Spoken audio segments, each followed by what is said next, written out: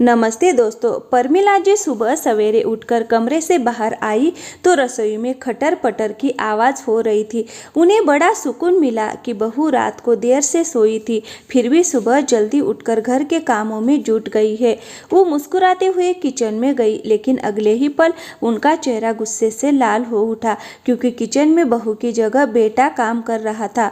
वह गुस्से में कहने लगी, अरे बेटा, क्या मैंने तुझे इसी दिन के लिए पैदा किया था कि तू बड़ा होकर रसोई संभाले? अगर यही करना था तो कह देता, मैं तुझे इतना पढ़ाती लिखाती ही नहीं।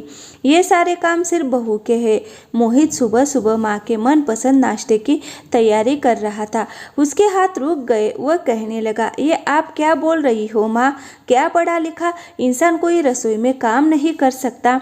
अगर ऐसी ही बात है तो आपकी बहू भी तो पढ़ी लिखी है, फिर उससे आप रसोई के काम करवाने की बात क्यों कर रही हो? परमिला जी गुस्से से चिढ़ते हुए बोली, मेरे घर में मैंने नियम चलाए हैं, जो हमेशा से होता आया है वही होगा। समझा तू? बता, बहू कहाँ है जो तू रसोई में काम कर रहा है?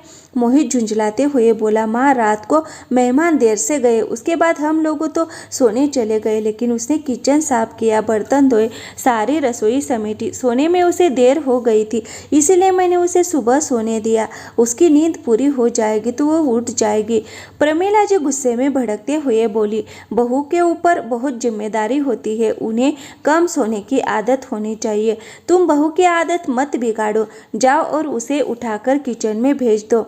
अब प्रमिला जी इतनी जोर जोर से चिल्ला रही थी कि बहू सारिका की नींद अपने आप ही खुल गई। वह हड़बड़ाई हुई सी आईटी में ही रूम से बाहर आ गई। आखिर सासू इतना चिल्ला क्यों रही है? बहू पर नजर पड़ते ही परमिला जी हाथ जोड़ते हुए बोली, आइए महारानी जी, आपकी आरती उतारकर आपका स्वागत करती हूँ। और ये क्या पहन रखा है तुमने? घर में तुम्हारे ससुर जी है, देवर है, तुम्हें जरा भी शर्म नहीं आती?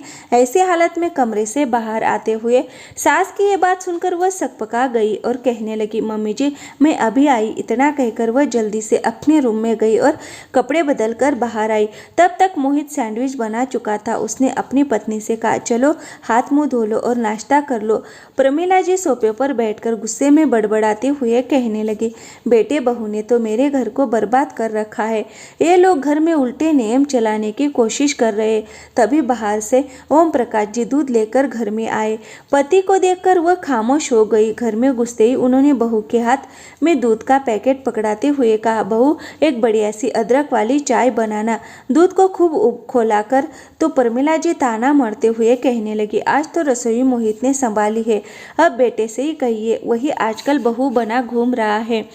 ओम प्रकाश जी हैरानी से उन्हें देखने लगे। बहू चुपचाप दूध का पैकेट लेकर किचन में चली गई। तब ओम प्रकाश जी ने अपनी पत्नी को डांटते हुए कहा, एक किस तरीके से बात कर रही थी तुम? अगर मोहित किचन में कुछ काम भी कर रहा है तो तुम ताने क्यों मार रही हो? जब तुम किचन में काम करती हो और मैं तुम्हारी मदद करता हूँ तो क्या मैं इस घर की बहू बन जाता हूँ? परमिला जी कुछ बोलती उससे पहले ही मोहित ने सैंडविच की प्लेट लाकर उन दोनों के सामने रखते हुए कहा, पापा देखिए, आज मैंने सैंडविच बनाई है, खाकर बताइए कैसी बनी है।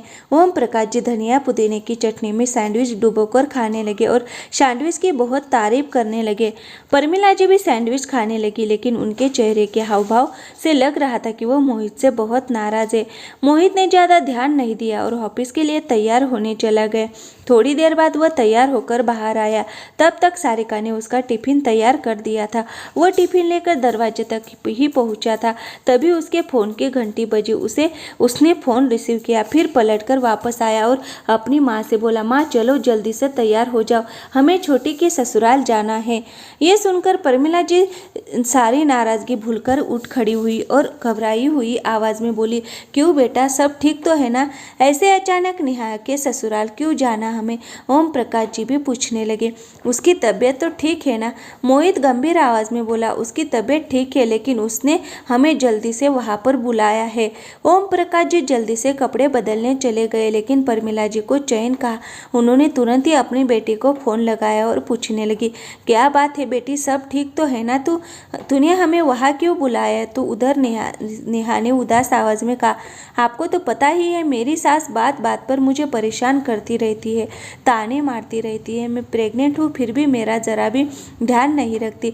लेकिन आज तो हद हो गई। आज सुबह सवेरे मुझे खूब उल्टियाँ होने लगी तो रजत ने मेरे लिए किचन में जाकर थोड़ा नमक चीनी पानी का घोल बनाया। मेरी सास तो घर में हंगामा ही मचाने लगी।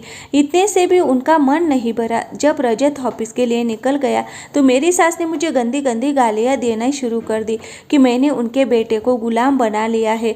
मुझसे भी रहा नहीं गया और मैंने बस इतना ही कहा कि माँ जी इस तरह जुबान मत चलाइए, तो मेरी सास ने मुझे थप्पड़ मार दिया और कहने लगी कि जुबान नहीं चलाऊंगी तो हाथ चलाऊंगी। आप लोग जल्दी से घर आओ, मैं इस घर में नहीं रह सकती। यह सब सुनकर प्रमिला जी हाय तौबा मच गई लगी और नेहा की सास को कोसने लगी कि कैसी औरत है वह जो अपनी बहू का ध्यान नहीं रख सकती। अरे ज़्यादा कुछ नहीं तो कम से कम ताने तो ना मारती। अगर पति अपनी पत्नी की मदद कर रहा है तो इसमें गलत बात क्या है।